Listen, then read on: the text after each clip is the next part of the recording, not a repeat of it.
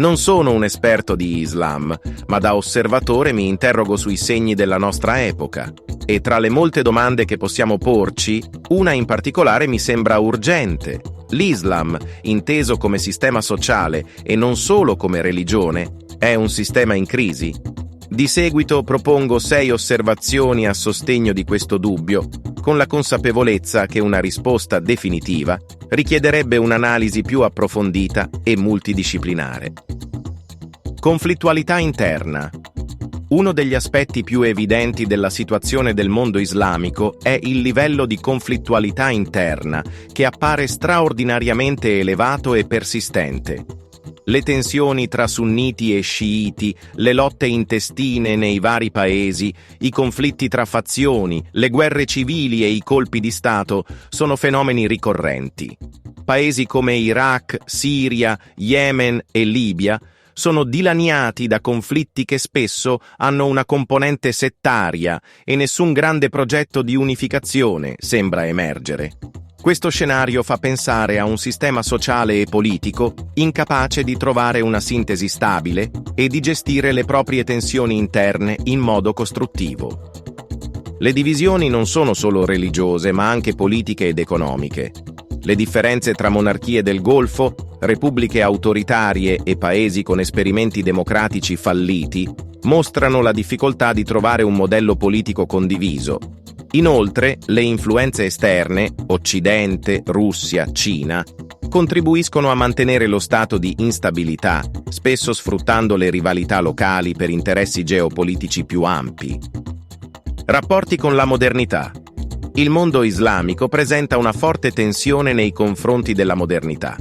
Alcuni paesi hanno adottato modelli di sviluppo occidentali, ma con esiti contrastanti. Se è vero che la modernità non è un valore assoluto, è innegabile che alcuni suoi aspetti, come il progresso tecnologico, la scolarizzazione, la libertà di espressione e la parità di genere, abbiano migliorato la qualità della vita in molte parti del mondo. Tuttavia, nei paesi islamici questi indicatori rimangono spesso bassi. In molte nazioni islamiche l'accesso all'istruzione è limitato, la libertà di stampa è repressa, la condizione delle donne è ancora subordinata a restrizioni culturali e religiose, e le minoranze sono discriminate. Certo, esistono eccezioni. Paesi come la Malesia e l'Indonesia hanno mostrato segnali di crescita e apertura, ma nel complesso il panorama rimane problematico. È troppo semplicistico attribuire queste difficoltà solo all'eredità del colonialismo. Se il passato coloniale ha avuto un ruolo nel creare situazioni di dipendenza e instabilità, oggi molti paesi islamici hanno risorse e strumenti per migliorare la propria situazione, ma non sembrano in grado di farlo con efficacia. Dipendenza economica. Molti paesi islamici sono fortemente dipendenti dall'export di materie prime, in particolare il petrolio. Questo non solo li rende vulnerabili alle oscillazioni del mercato globale, ma li priva anche di uno sviluppo economico equilibrato e diversificato. Le economie basate sulle risorse naturali tendono a creare oligarchie ristrette e sistemi poco democratici, dove il potere è concentrato in poche mani. Solo pochi paesi islamici, come il Pakistan e l'Indonesia, hanno sviluppato settori economici diversificati. Tuttavia, la dipendenza dalle importazioni tecnologiche e la scarsa innovazione restano problemi strutturali.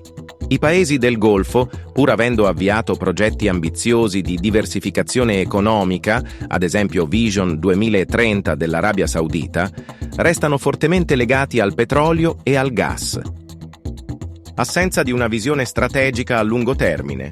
Nonostante l'evidente necessità di diversificare le economie e sviluppare settori produttivi autonomi, non si osservano grandi sforzi in questa direzione. Il mondo islamico appare intrappolato in un modello economico che lo rende dipendente dai mercati occidentali e asiatici. L'assenza di una classe dirigente capace di pianificare strategie di sviluppo sostenibili è un fattore critico. Molti paesi investono poco in ricerca e sviluppo e la fuga di cervelli è un problema diffuso. Gli studenti più brillanti tendono a emigrare verso paesi con maggiori opportunità, privando le loro nazioni di capitale umano essenziale per il progresso. Radicalizzazione e ritorno al fondamentalismo. Negli ultimi decenni si è assistito a una crescente radicalizzazione dell'Islam, anche in paesi storicamente più laici come la Turchia. Questo fenomeno sembra più un segnale di crisi che di forza.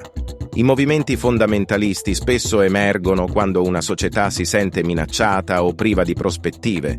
Il ritorno a una visione rigida della religione è stato spesso interpretato, nella storia, come un meccanismo di difesa di fronte a cambiamenti percepiti come destabilizzanti. In molti paesi islamici la religione viene strumentalizzata per legittimare il potere politico. Governi autoritari utilizzano l'Islam come strumento di controllo sociale, mentre movimenti radicali sfruttano il malcontento popolare per guadagnare consensi.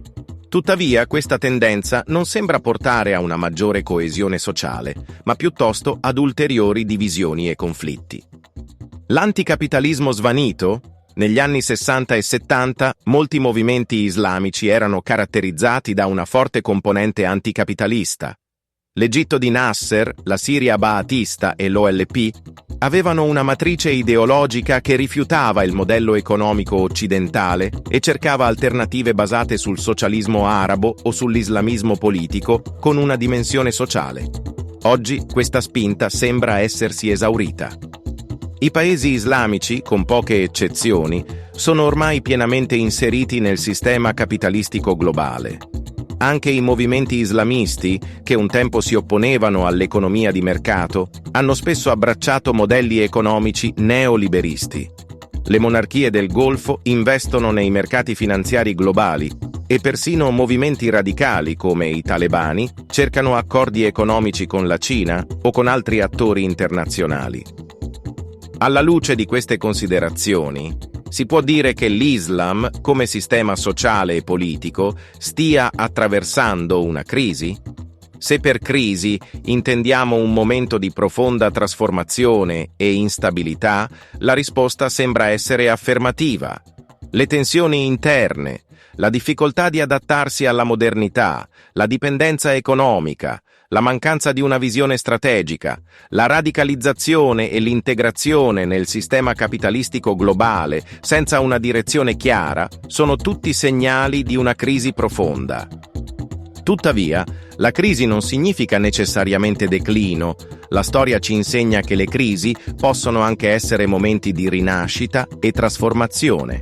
Il mondo islamico ha risorse immense, sia materiali che culturali.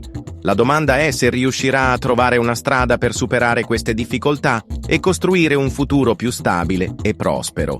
Per farlo, servirebbero leadership illuminate, riforme coraggiose e un nuovo equilibrio tra tradizione e modernità. In definitiva, più che una crisi senza sbocco, potremmo trovarci di fronte a una fase di transizione, il cui esito dipenderà dalle scelte che verranno fatte nei prossimi decenni.